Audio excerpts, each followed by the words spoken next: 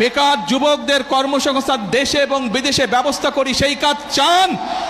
আপনারা কি দেশে বৃক্ষরোপণ চান? প্রিয় ভাই বোনেরা, যদি এই কাজগুলো আমাদেরকে করতে হয়, জনগণের সহযোগিতা লাগবে।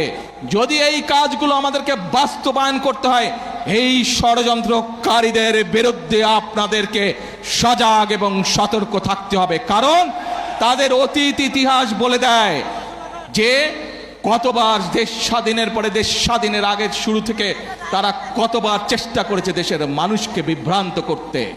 প্রিয় ভাই বোনেরা, এই দলের প্রতিষ্ঠাতা শহীদ রাষ্ট্রপতি জিয়াউর রহমান বগুড়ার সন্তান দেশের স্বাধীনতার ডাক দিয়েছিলেন 1971 সালে।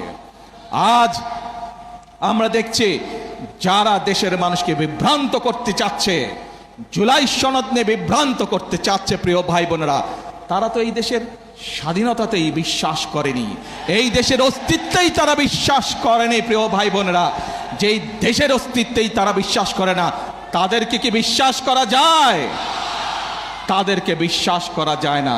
যেহেতু তাদেরকে বিশ্বাস করা যায় না, প্রিয় ভাই বোনেরা, বাংলাদেশের মানুষ বিগত 12 তারিখের নির্বাচনে ম্যান্ডেট দিয়েছে বিএনপিকে আগামী 5 বছর রাষ্ট্র পরিচালনা করার জন্য। কারণ আমি যেই পরিকল্পনার কথাগুলো আপনাদের সামনে তুলে ধরেছি, এর সাথে আরো যে করে পরিকল্পনা আছে, যেই 31 দফা আমরা মানুষের সামনে দিয়েছি, যেই জুলাই সনদে আমরা সই করে এসেছি সংসদের দক্ষিণ প্লাজায়, দেশের মানুষ ম্যান্ডেট দিয়েছে সেই জুলাই সনদ বাস্তবায়ন করার জন্য। কোনো বিভ্রান্তিকর পরিস্থিতিতে আমরা পা দেব না। বাংলাদেশের মানুষ ম্যান্ডেট দিয়েছে যেই সকল রাজনৈতিক প্রতিশ্রুতি দেশের মানুষের জীবনযাত্রার মান উন্নয়নের জন্য আমরা মানুষকে প্রতিশ্রুতি দিয়েছি, বাংলাদেশের মানুষ আমাদেরকে ম্যান্ডেট দিয়েছিল সেই কাজগুলো বাস্তবায়ন করার জন্য। ঠিক ইনশাল্লাহ। প্রিয় ভাই বোনেরা, আমি আপনাদেরই ভাই, আমি আপনাদেরই সন্তান। আজ যে পরিকল্পনাগুলো বিএনপি নির্বাচনের আগে আপনাদের দিয়েছে, যেই পরিকল্পনাগুলো আমরা বাস্তবায়নের কাজ শুরু করেছি, এই কাজগুলো আপনাদের সন্তান হিসেবে, বগুড়ার সন্তান হিসেবে যদি আমি করতে পারি, তাহলে নিশ্চয়ই আপনাদের গৌরব বৃদ্ধি পাবে, বগুড়ার প্রতিটি মানুষের গৌরব বৃদ্ধি পাবে। আজ আমি আপনাদের মুরব্বী সহ সকলের, মা বোন সহ সকলের দোয়া যেমন চাই, আমি আপনাদের সমর্থন তেমন চাই, এবং আপনাদের মাধ্যমে, মিডিয়ার মাধ্যমে সারা বাংলাদেশের সমর্থন চাই।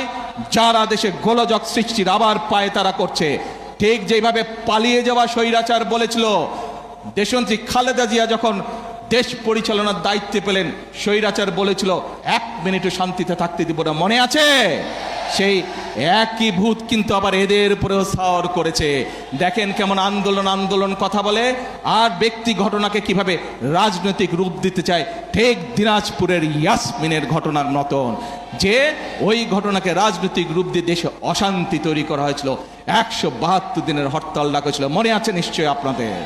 আসুন, আজ সময় হয়েছে, মানুষ ম্যান্ডেট দিয়েছে বিএনপিকে তাদের পরিকল্পনা বাস্তবায়ন করার জন্য। মানুষ ম্যান্ডেট দিয়েছে বিএনপিকে যেই জুলাই সনদে বিএনপি স্বাক্ষর করছে সেই জুলাই সনদ বাস্তবায়ন করার জন্য।